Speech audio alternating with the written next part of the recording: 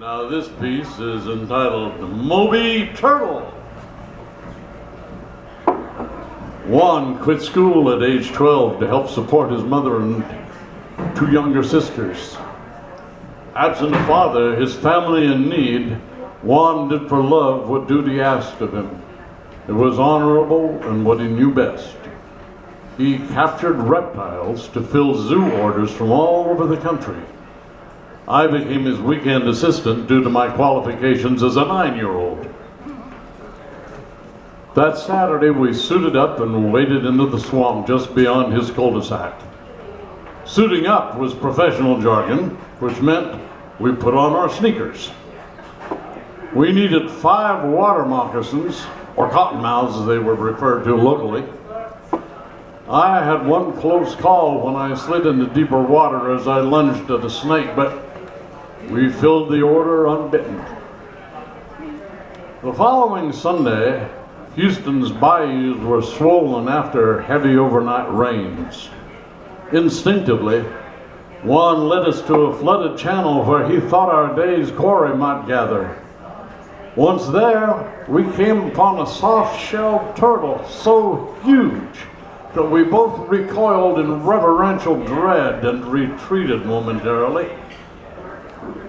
Known for their aggression, strength, and speed, this 3-foot wide specimen would become our Moby Dick in ways not yet realized.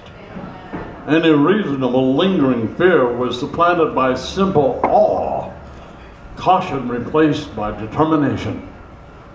Unfortunately, and without words, we both knew what we were about to attempt. Unprepared and ill-equipped, all we could do is chase the beast down creek until, finally, it drained into an Olympic swimming pool-sized pond.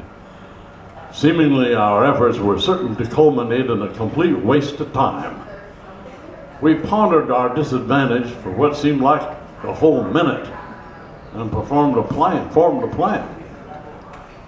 Juan went home and returned an hour later with a catch stick, burlap sheets, several lengths of rope, and some duct tape, of course, all of which, and more, was piled on a wheelbarrow.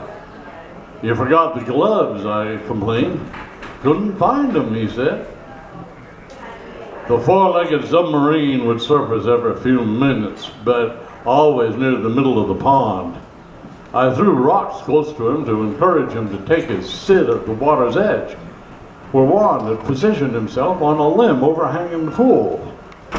Nearly an hour and a pile of rocks later, our tactic finally succeeded when Moby arose for a breath just under my amigo. Juan slipped a noose around his neck and amid an explosion of splashes, dragged the furious creature to shore. Burlap and rope in hand, I jumped on his back and grasped the neck so it couldn't bite me. As Juan moved in to duct tape his mouth closed, Moby bit off his left thumb. Spurting blood, Juan persisted until the jaws were wrapped. In a battle of adrenaline, we wrestled the frantic turtle onto its back and into the wheelbarrow.